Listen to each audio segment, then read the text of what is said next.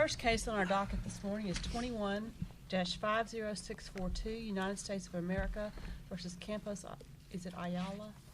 Yes, Your Honor. Campos-Ayala. Mr. O'Neill. May it please the court. I'll be addressing the sufficiency and the Miranda issues. To start with sufficiency, Mr. Campos and Moncada argue that when they wedge themselves in between 5 50-pound bundles of marijuana, their touching of that marijuana and likely moving of it in order to fit themselves in a vehicle was not sufficient to evince possession. Can I ask a question about the standard of review? What is the best case for us to understand how to do sufficiency review when it's forfeited? The best case for us understanding, I don't have a case handy for the court. Of course, the devoid of evidence standard is the standard that the court would look for sufficiency, but I'd have to get back to you on the best case for that standard. Because obviously it's really hard when you preserve it. Like a sufficiency argument, when properly preserved under Rule 29, is really hard. Yes, sir. And so then if you add really hard, whatever that means, to forfeited clear error, and so yes, now sir. we're doing clear error times really hard. I'm not sure what the product of those two variables is, but I know it's really, really hard. Right, I agree, Your Honor. Okay. And of course, the parties agree that Mr. Campos has preserved a de novo review on the sufficiency issue, and Mr. Moncada is going forward under the devoid of evidence standard. Here we would argue that the facts meet both of those standards, even though it is really hard, just because of the evidence is not, the facts that go to the either standard are not contested at all. The parties agree that these two gentlemen crossed into the United States illegally, were looking for transport into the United States, were dropped off in the area of Van Horn, which is sufficiently in the interior, not quite on the border, but then were looking to go further, and while they were waiting for their transportation, the driver went off, picked up some marijuana, loaded up his cart, and then they kind of wedged themselves in order to get further into the interior in Odessa. I'll ask this question to Mr. Durbin, too, but do you have a citation for Mr. Campos's preservation of the sufficiency argument?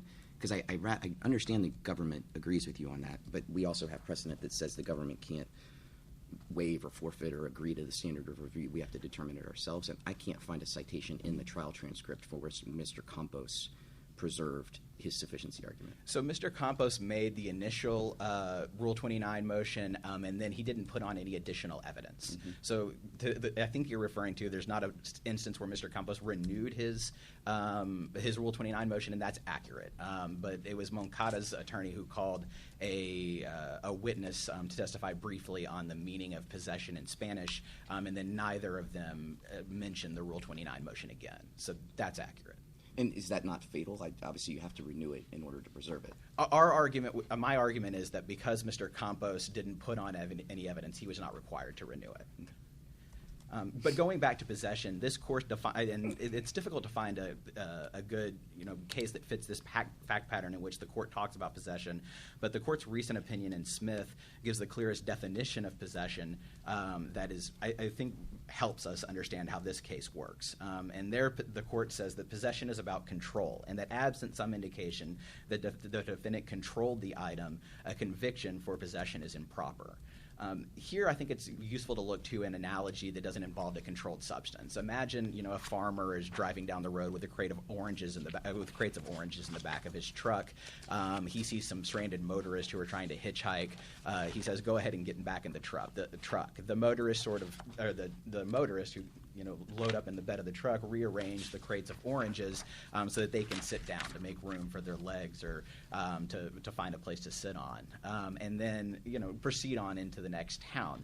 At no point do they take possession or evince control of the crates of oranges. You could imagine them, being rude and starting to eat them, and then you would say they've exerted control over them. Or you would imagine that upon arrival, maybe they pick one up and walk off with it, and at that point they would exert control over it. But merely rearranging them within a car in order to make space for them and to achieve their end of getting a ride does not evince the level of control necessary for possession. And even less. Does it matter that they're sitting there holding these 60-pound things in their lap as part of the Yes, Your Honor. There was one person in the car who was holding it in her lap. That's Castro, who was not actually charged.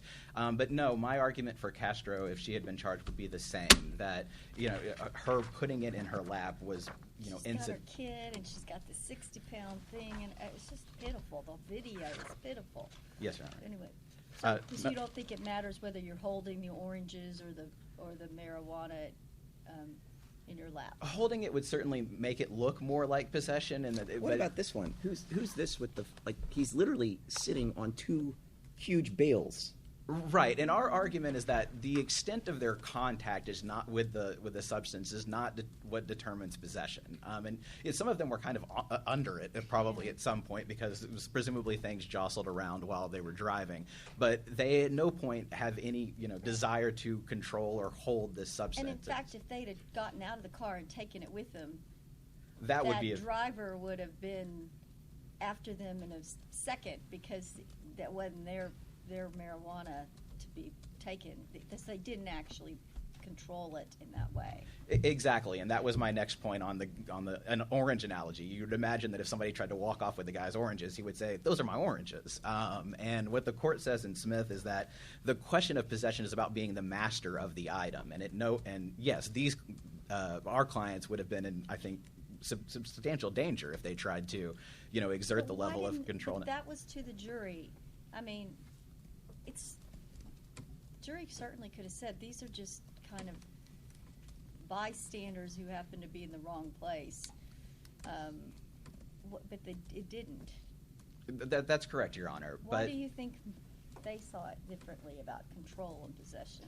I think that they fundamentally misunderstood what possession means. I think that they thought, if you're sitting on top of something, that's good enough. Well, is it really about possession, or is it about intent to distribute? Thank you, Your Honor, because I was looking to pivot to that. Was there any evidence at all that had they reached the destination of the drug trafficker, that these people would have helped unload the packages? There is no evidence of that at all. There's no mention of what would have happened upon arrival at the destination. The one thing that we can speculate on is here the driver was clearly doing two different jobs at once. He was transporting people here illegally, and he was picking up marijuana. He had a separate location to pick them up. It's quite possible that he would have dropped off the aliens and then taken the marijuana, further on. Do we not have cases that say the sheer volume of the drugs is probative of the intent to distribute? I mean, this is 280 pounds of marijuana? It's 120 kilos, but I'm not sure. Yes. That they're sitting on? Yes. No, obviously no one in the car was going to smoke the marijuana, and obviously the driver intended to deliver the marijuana to someone else. Interestingly, the government didn't charge this as conspiracy or aiding and abetting. Our clients did not have any intention or care what happened to the marijuana. The evidence suggests they would have been just as happy to, throw it out of the car to make room for themselves. Their intention was to get in a car and be transported further into the U.S., and that was the entirety of their intention. Moving on to the Miranda issue, if there aren't any other questions on that. The question before the district court decided this based on finding that Mr. Moncada and Mr. Campos were not detained or not in custodial detention when they were asked the questions they were about their relationship to the marijuana. We argue that was an error most clearly because of the amount of restraint they were under and the accusatory nature of the questioning. While the questioning itself was short, the first trooper to arrive basically transformed the car into a holding cell. He was there with one other trooper. He expressed during the video that Judge Elrod referred to that he didn't want to engage in a foot chase, that he was waiting for Border Patrol agents to show up in order to take custody of our clients because they were going to be arrested, because he could see, the car was loaded with marijuana. It was obvious that there was going to be an arrest. And he basically transformed the car into a holding cell to achieve his purpose of waiting for the Border Patrol agents to arrive.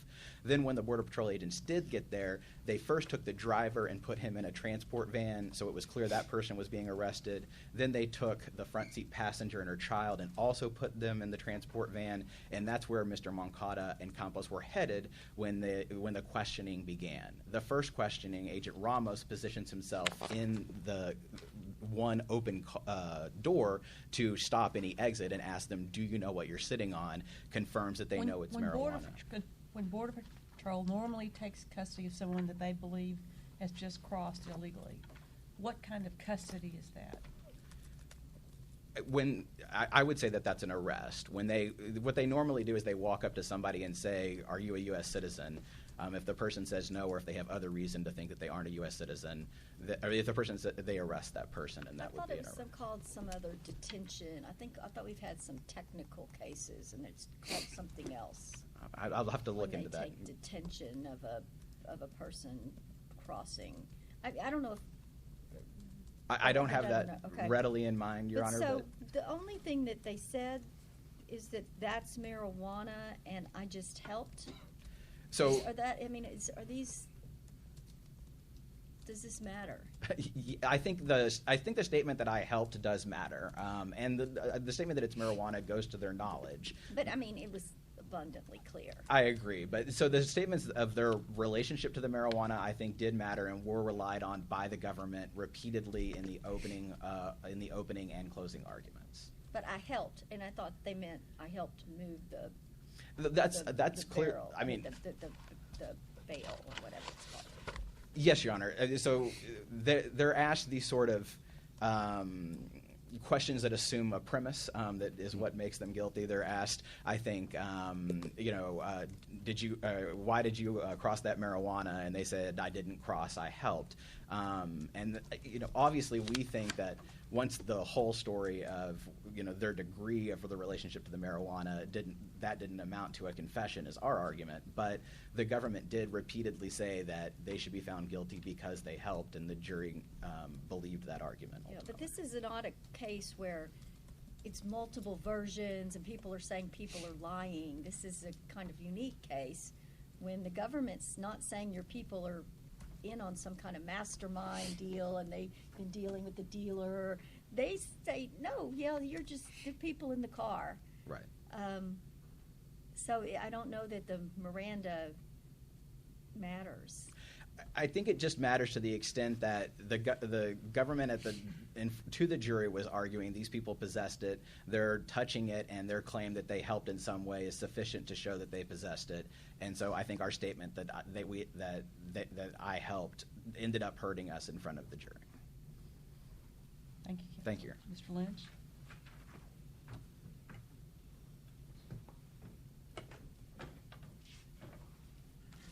I'm not the easiest fit. Judge Oldham, you're right that Mr. Moncada is under the utterly lacking in evidence or devoid of evidence. I think this is the rare case in which we have that, particularly Judge Elrod, on the intent to distribute. As you mentioned, that's a key here. And I think what's important to look at are the definitions under the Controlled Substances Act. The definition of distribute is deliver, and that's 802.11. The definition of deliver, which is 802.8, is the actual constructed or attempted transfer. And so what we have to have is possession, and I'll come back to that in a second too, with the intent to make a transfer. And the evidence in this case is utterly lacking. What happened in this case is that these people, including Castro, entered the United States. They flagged down a ride. The government agrees that there's no conspiracy here. This isn't some setup. They're dropped, and the guy says, I'll give you a ride to Odessa if you wait here. He comes back with marijuana. Well, they want their ride to Odessa. They push the marijuana around. They put a bundle on Ms. Castro, who, as Mr. O'Neill said, wasn't charged. Why wasn't she charged? Because as the agent says, and this, I believe the page numbers are different in the two records, but mine it's at 1542 to 1547. The agent says, well, her statements indicated she wasn't affiliated with the marijuana. Well, it was really about the child, wasn't it? Because they didn't have a place to put the child, and they're under all the things that they can't keep the child with the adult. She had a little child, and they were being merciful, and also they didn't have a practical way to put the child somewhere. Well, that's the Valenzuela-Bernal issue, Your Honor, and I would disagree on that. Okay, well, also. help. If that's not correct, my understanding of facts, correct me. You're absolutely correct on your understanding of facts, but we have to put that fact in the context of the law. And in the context of the law, Valenzuela-Bernal says the government has to make a good faith determination whether the witness has material favorable information. And if the witness has that information, the government can't remove them. And so they interviewed Ms. Castro. They found she had material helpful information, and they sent her away. They didn't disclose that. Okay, they didn't send her away immediately. They make a big deal about how they weren't victimizing innocence, and that's at 1547. They asked that at trial, which is one reason why having the agent testify to some of Castro's statements is not sufficient, and that Ms. Castro's testimony would not be cumulative, because the agents and the prosecutors are characterizing the story. They're not allowing Ms. Castro's account to be heard. But to Judge Elrod, to your question, so at that point, they could disclose. My understanding is that that statement was made on Christmas Eve, and that Ms. Castro was not removed until January 6th, the Epiphany. So they had 12 days to make the revelation to us that she had made this statement. That would have allowed us to interview her. That would have allowed us to ask for a material witness deposition. They didn't do that.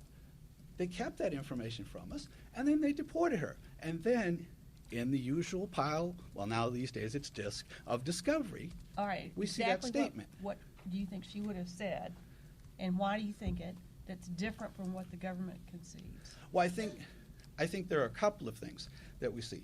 One, the government, because, and Agent Catani says it, well, we'd already decided we're going to let her go. Well, back to that. I thought they said one reason they decided not to let her go because she was too small to have lifted the 50-pound bail, so they knew she wasn't involved. Well, it's not a question of lifting or moving, because that goes back to the sufficiency argument. Moncada and Mr. Campos moved those things around so they could squeeze in like this and like this, okay? And the government says that's possessing. It looks like they're possessed by the marijuana. If I move your coat when I get in your back seat, that doesn't make me the master of your coat. That doesn't mean that I have reduced your coat to my control. Can I ask you this question? Suppose, hypothetical, that there is a felon in the United States and the police pull over a car and he has a handgun in his lap. Mm-hmm. They can't charge him under 922G as a felon in possession of the handgun?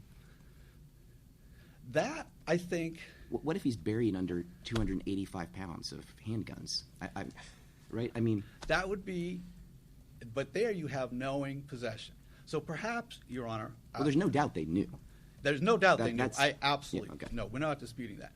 The question is, do they have possession? And I think one difference is the possession. I mean, maybe if you were under 258 pounds of guns, it would be different. But if it's a single gun, then you can... On the felon's lap. The I police think, pull him over and it's right there on his lap. I think it makes a difference the type of thing that you're possessing. A gun can easily be reduced to my possession. If I'm riding with you and I have the gun in my lap, you may own the gun, but I'm possessing it, right? That's not true with this amount of marijuana that I'm buried under.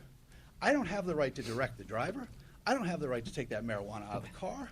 I don't have possession. But even if you think we have possession, we don't have it with the intent to distribute. Can you time's answer almost up. Chief Judge Richman's other question that she had about what would the young woman have said that would have been helpful to your client at trial? Yes, my time is up. May I Please answer that answer. question? Yes. She would have corroborated everything about the journey. She could have provided more details about the journey. Well, but again, you can't just speculate.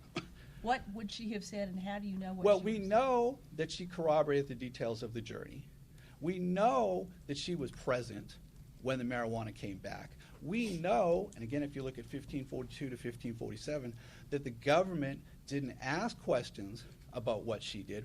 Why? Because they decided ahead of time that even though she has the marijuana in her lap, that she's unaffiliated. Well, we're in basically the same position, but they don't ask questions. Had this been disclosed, we get to ask questions, and I think a key thing is not just that her testimony, bits and pieces of her testimony come in, they're characterized. We don't know what faces the agents made. We do know we talked about victimizing innocence, which is clearly not a fact that's a characterization of her story. I thought the victimizing innocent is about the child. Of course, yes, absolutely. Not about the mother.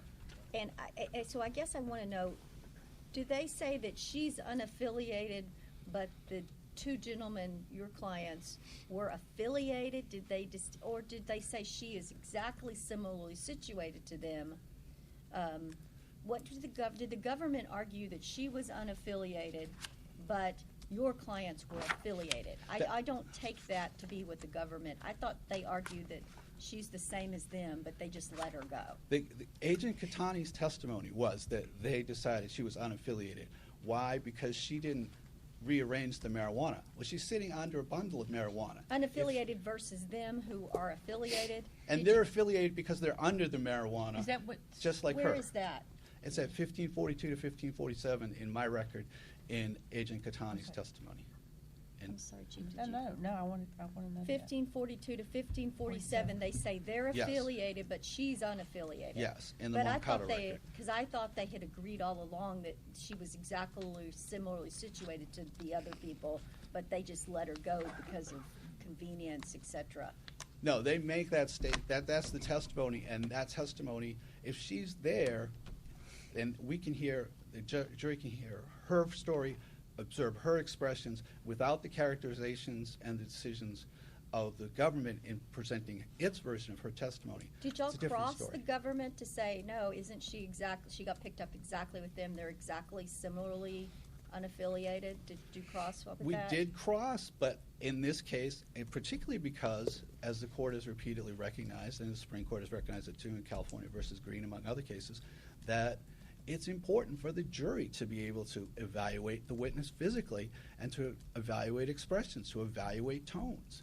And the jury was deprived of that in this case. And I'm long past my time, so if I've answered your question sufficiently, Judge Richman, I'll sit down. Thank you. Mr. Durbin? Good morning. May it please the court. I'll start with the compulsory process and try to answer a couple of those questions that you all asked. As far as the reasons for removing Ms. Castro, the record, actually the agents give several different reasons. One of them is in Catani. I don't have the specific citation to it, but I recall Catani said, well, she didn't state she was directly affiliated with the marijuana, although she had a 60-pound load on her lap. She did not say she helped move it. Moncada and Campos both told agents that they helped move the marijuana to enable themselves to get into the car to continue on their journey. So there were statements by Moncada and Campos that actually put them in manipulating the marijuana, moving it around to further their objectives. And at the same time, to further the objectives of the driver, which is sort of, he had two objectives. He was transporting aliens and he was transporting marijuana. And so by joining into and helping move the marijuana around, they were both helping the driver and they were furthering their own goals of getting to Odessa, which is what How their much did destination. they pay? We do not know. There's nothing in the record But that they shows. paid. I mean, he was not picking them up to take them to Odessa for fun or because they were in a drug conspiracy together. They were doing this this wasn't a charitable enterprise on his part, was it? Well, that would be my guess, but there's nothing in the record that says that it is or it wasn't. And what happened to him? Was he 17 or did they let him go or was he charged somewhere? He was 17. As a general matter, juveniles are not charged in federal court. We did not seek authorization to charge the juvenile as a 17-year-old. He was turned over to state custody. My understanding from the record is the state did not proceed against him on the marijuana. But he was the main person, right? I mean, he orchestrated this whole thing and did all this drug deal. So far as we know, the other four did not. The child didn't, and Ms. Castro didn't, and Moncada and Campos did not. Do you believe that she or I guess what your belief is not the right question. Was it argued to the jury that she was somehow less culpable than the two gentlemen in the back seat because they had just made room for themselves? No, as my recollection of the record is that the issue as to her was the defense argument that it wasn't fair to charge Campos and Moncada and let her go. It wasn't, well, she wasn't guilty, but these two are. That I don't see that distinction being made. The other reason that Catani gave for the removal was the child, the 6-year-old. Did the agent argue that she wasn't guilty, but they are? Not that I recall, Judge. I don't. Did the agent say, well, she's unaffiliated with any drug intent to distribute, but they are affiliated? She gave that as one of the reasons for why she was not charged. But if she's exactly similarly situated to them, then why would they be charged? Well, she was not charged, I submit, because of the child. We had an issue in El Paso with separation of children. That was a pretty hot issue still in 2020. Frankly, it's still a hot issue with me today. Read last month's Atlantic Monthly. It's still a very hot issue. I think the bottom line reason was it was a mother with a 6-year-old child, and she was a passenger in the car, and whatever her level of involvement was, it was outweighed by the circumstance of having to separate the child from the mother. I think that's what the ultimate reason was. I don't have any doubt in my mind that's what the ultimate If driving we factor think was. that they were in custody at the time they were questioned, what happens? That's just a hypothetical. Well, I think you have to break it down by the sequence of the questioning as to when the custody occurred and what the significance is. When the truck pulls up and the doors open and you see that they're going to be going in those the cages there.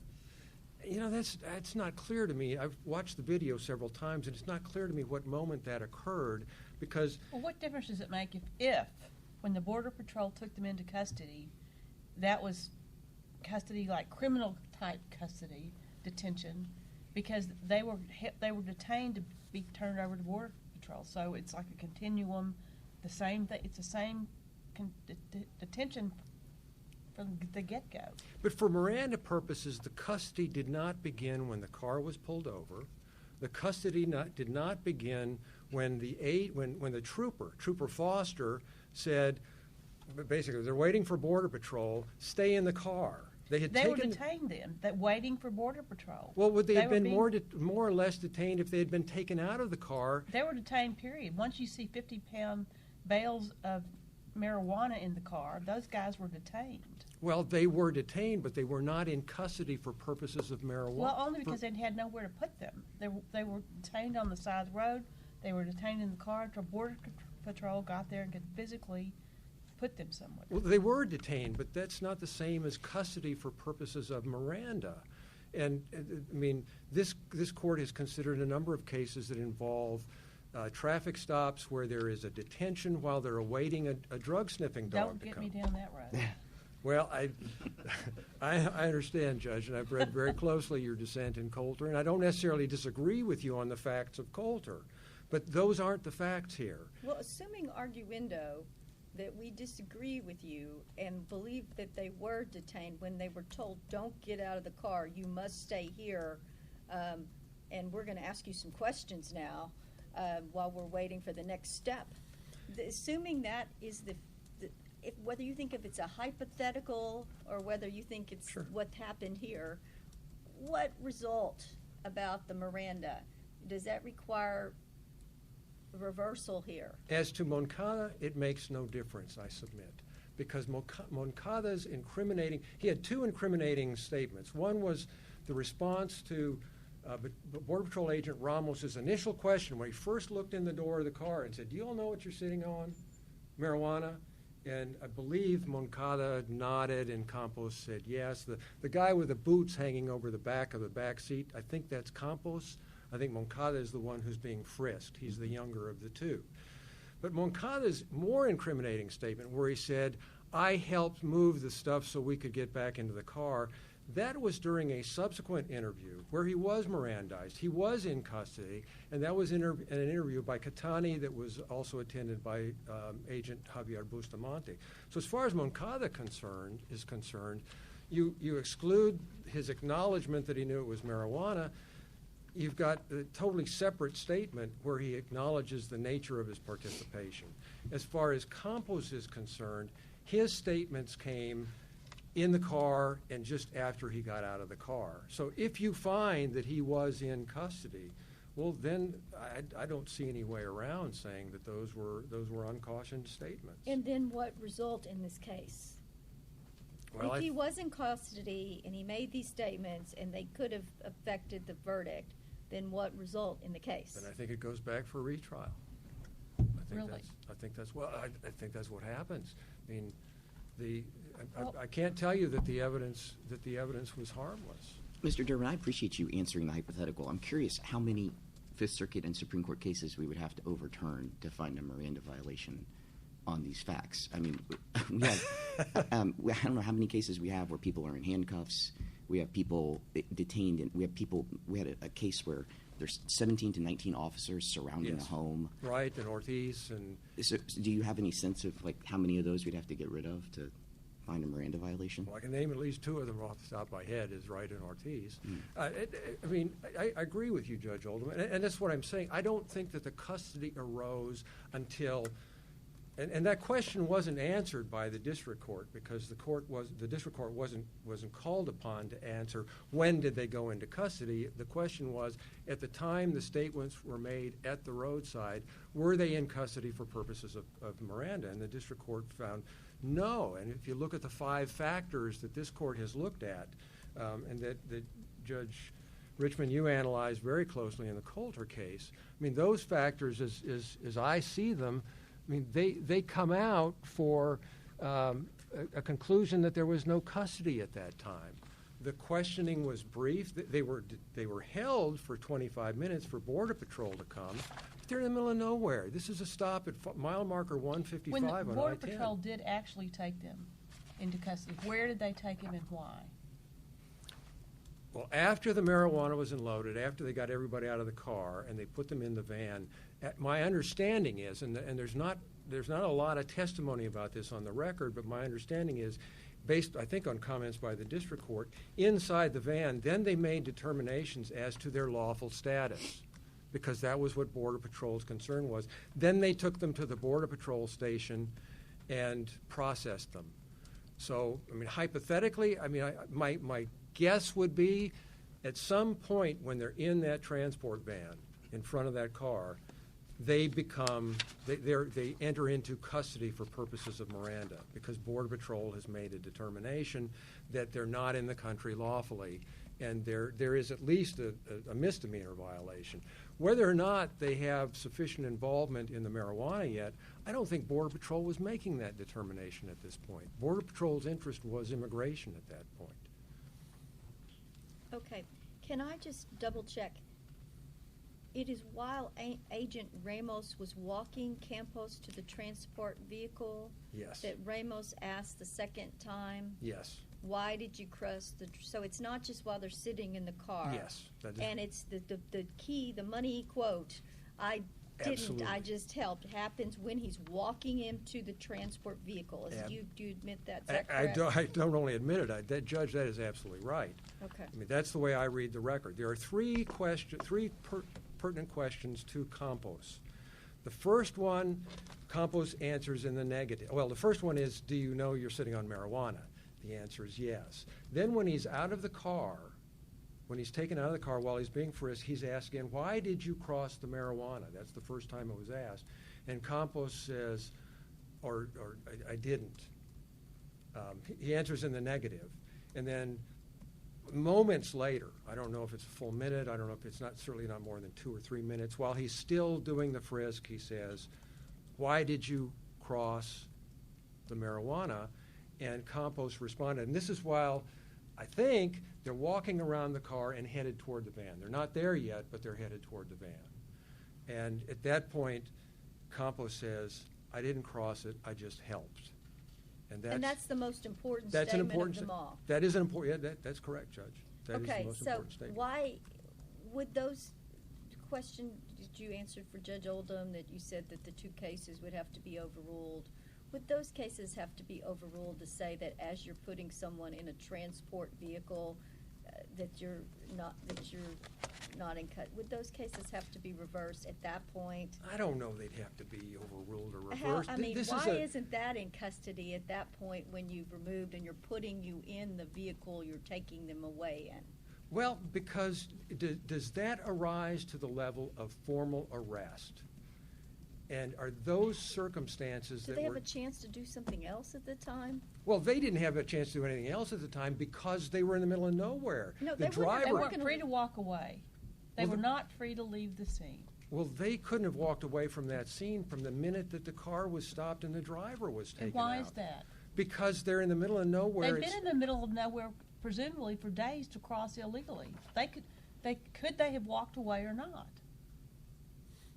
I don't know the answer to that. I don't think so. Okay, they've got his phone and he's handcuffed, Yeah. No, right? no, They I still don't have belie- his phone. I don't believe he's handcuffed at that point. He's not handcuffed at that point? I don't Because I believe so. thought he was handcuffed at that point. They were already in handcuffs when when Agent Ramos first started asking questions. So assume arguendo, He he's was? I in don't- handcuffs from the get-go when he first starts asking questions, and they also have his phone. And usually, we have those cases about if you have your driver's license, you're not Right. free, you're free. They've got your wallet, you're not, you're detained. Right.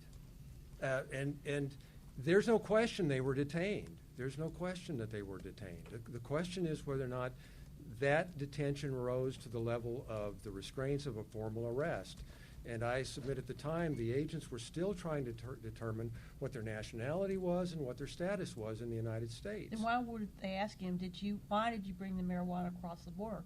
That's an accusatory question. I agree it's accusatory, but that it would call for an incriminating response does not make it necessarily an accusatory question that converts it to a custodial circumstance under Miranda.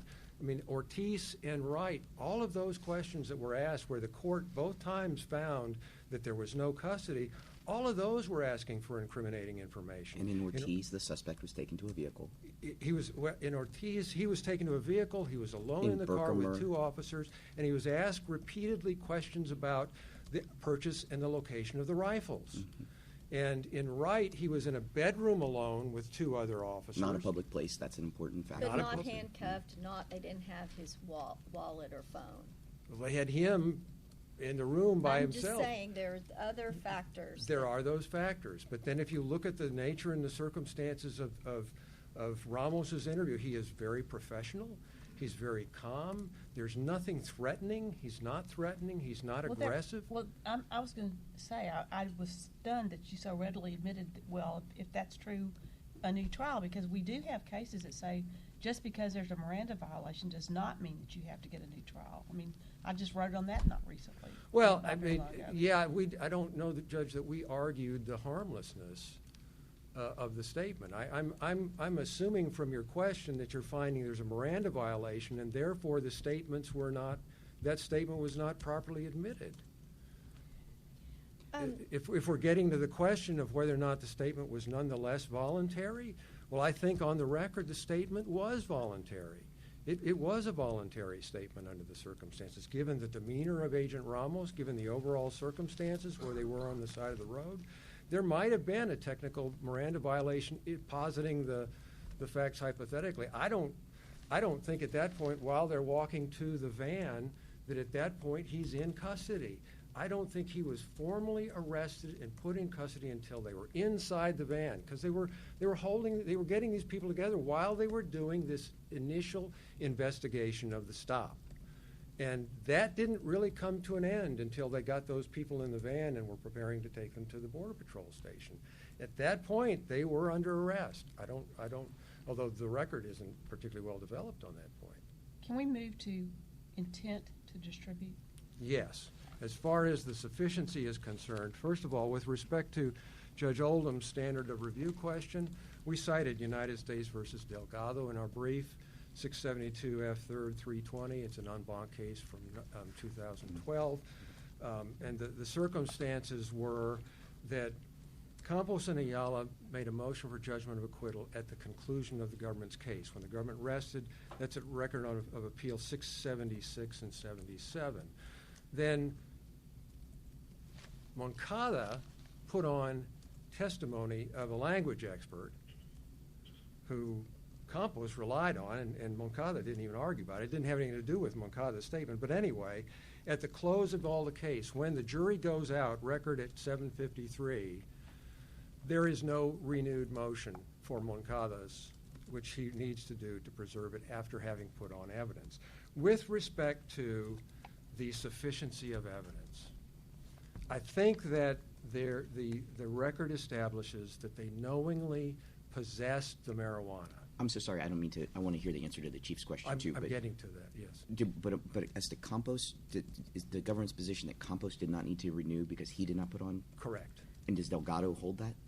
I believe so, but I can't tell you. I've known the rules for so long, Judge, I can't tell you what the origin is. But generally, the motion is preserved at the close of the government's case if the defendant puts on no evidence thereafter. If the defendant puts on evidence thereafter, then the motion must be renewed in order to preserve sufficiency. But all of the evidence can be considered for purposes of evaluating sufficiency.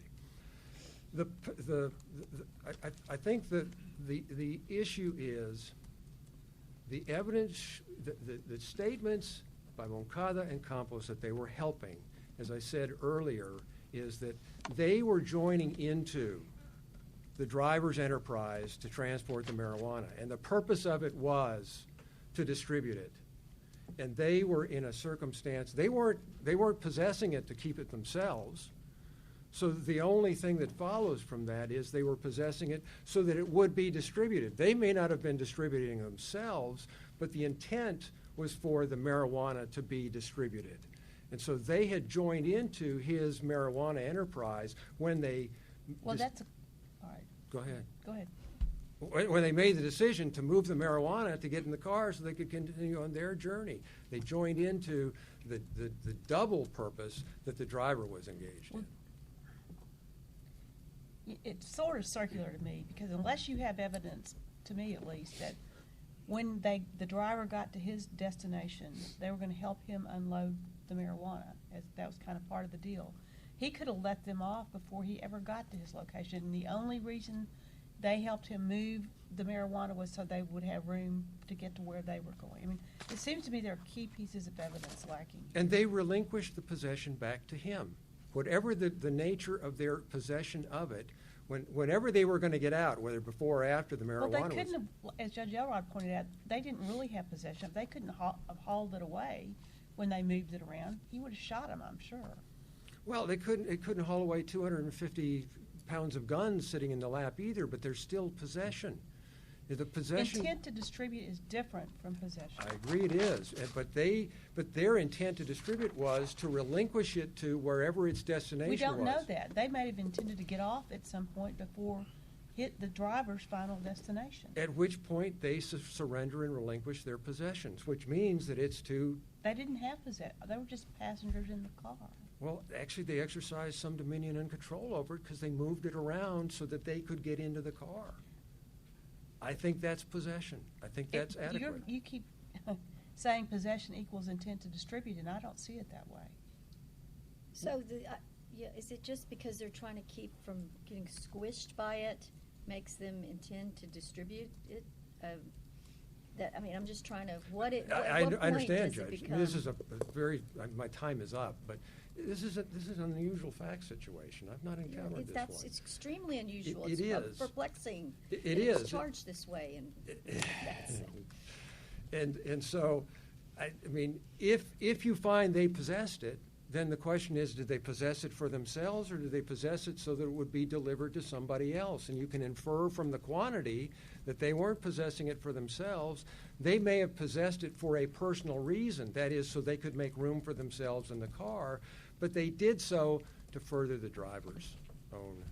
So if I got on a bus, and the bus every day, a public bus, and the bus driver says, I'm using my route to distribute drugs, and I moved my bus driver's packet because I sit behind the bus driver, and I move whatever he has sitting in that chair right behind him, and I move it over, or I put it on my lap, and he's telling me that he's using his route as a transportation of drugs. Do you know and their you drugs? don't know where I'm going to get off, whether I'm getting on the same stop that he's transporting the drugs or not. Have I possessed with intent to distribute, or have I evidence to distribute because I got on the bus and I heard the bus driver tell me that, and I'm holding this thing in my lap. And you did it so that you could go and accommodate, so that you could go with him? I'm going to work. I'm trying to find work. I'm going to apply for a job downtown. And do you have to move that to get on the bus? I have to move it so that I can sit behind the bus driver, because I think that's the safest place on the bus to sit. Yes, I think you've got a problem. Whether we should or would charge it is a different question. So just because I'm sitting in that seat and I move the stuff over without any other evidence of where I'm going or anything, then I'm guilty of intent to distribute. But you know that it's drugs. He says this is what I do every day on my bus route. I'm a drug dealer. The city doesn't pay me as much money as I need to make. And you know that he's going to distribute it. And you get on for the purpose and you move it. You take control of it. I move it so I can sit in the chair I like to sit in, because I have a phobia of sitting somewhere else on the bus. Yeah, so the fact that I moved the stuff over, but there's no evidence that whether my stop is the same stop as his stop, and I've gotten on because I'm trying to find work. But you could choose not to get on, correct? It's a public bus. I can choose to get on or wait for the next one, or. But now confronted with those circumstances, you could either take another bus, or you could accommodate what you. But I'm intending to distribute the drugs because I sit on that chair and move the stuff over? Well, you didn't possess them with the intent to keep them. You didn't possess it with the intent to use them. You possessed them with the intent to relinquish them back to the driver. Okay, I think I've taken enough of your time. I apologize. I've taken for going enough of your over. time. Thank you all very much.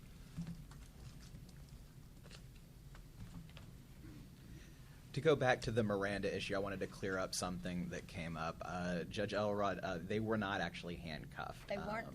Mr. Amos did not handcuff them at the beginning. He did not handcuff either of our clients. He the state trooper handcuffed the driver and put him behind the car. Yeah. But our clients were taken out of the car and then escorted directly into the transport van. I appreciate your candor with the court and fixing my error. Thank you. No, and the reason I wanted to is our argument is that at the point that they're being held in the car is being used to constrain them, and then they see other people going into the transport van. They know that they're going on into the transport van. From their perspective, they're still restrained to a degree equivalent with arrest. They were in there for 30 minutes, is that right? They'd been in the car for about 30 minutes, yes, Your Honor. And that was what I wanted to discuss about the government's position, that they become in custody when they're in the transport van and the immigration inquiry occurs. That seems to be answering the question from the perspective of the government. Our position is that our clients reasonably perceive that they were in custody from the moment that the trooper called Border Patrol and said, "Come and take these guys. They're under arrest." Obviously, they know they're in the country illegally. They know what's going to happen next, and so they're under a restraint that the reasonable person would equate with a full arrest. Was the suspect taken to a vehicle in Ortiz? Yes, and I think Ortiz is distinguishable though, because he was repeatedly told, "You're not under arrest. We're just asking you questions." They took a statement, and I can't remember if it was Ortiz or the other one, but he ultimately left their custody at that. But the questioning was 30 minutes after the questioning occurred. So the questioning was 30 minutes. He was taken to a vehicle. Do you think a reasonable person taken to a police vehicle would think he was free to leave? I don't think it's just the taking to the vehicle. Here it's different because it's a Border Patrol transport van. They're being held in this vehicle, and then they're being transferred to another one so that they can then be taken to the station. That's what I think distinguishes it. Thank you.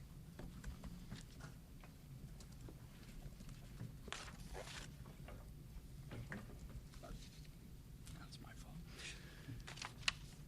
I think it's on the sufficiency issue, it's important to look at exactly what we have and what we don't have.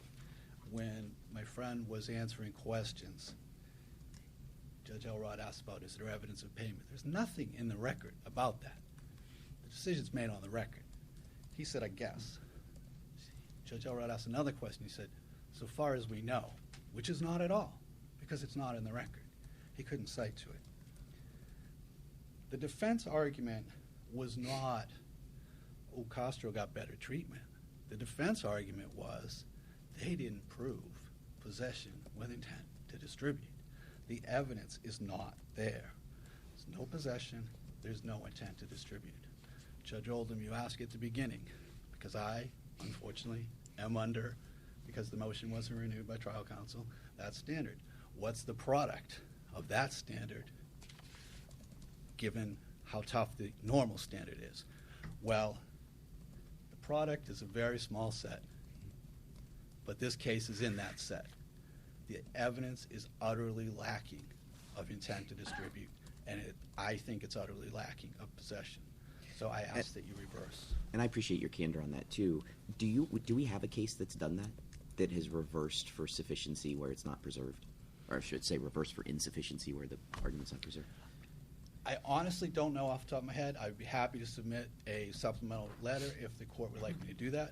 But my answer to it, even if I can't find one, and I'd be surprised if there are none, but if I can't find one, my answer to that is, as I said in my long footnote, in the end, what we're doing under forfeited error or preserved is determining whether they can meet the Jackson versus Virginia standard, because that's the constitutional floor.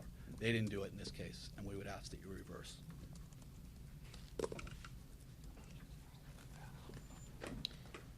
Thank